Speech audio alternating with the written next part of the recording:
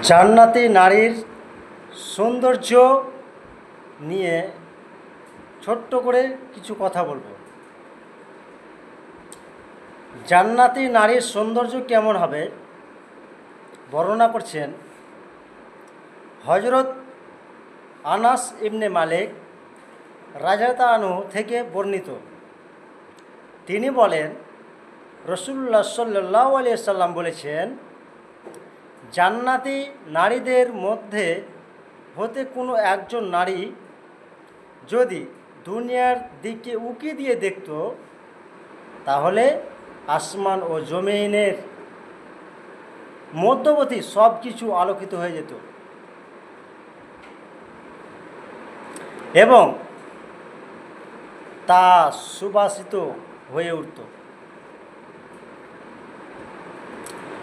আর তার মাথার মুকুট সূর্যকে ছাপিয়ে যেত। সুবহানাল্লাহ।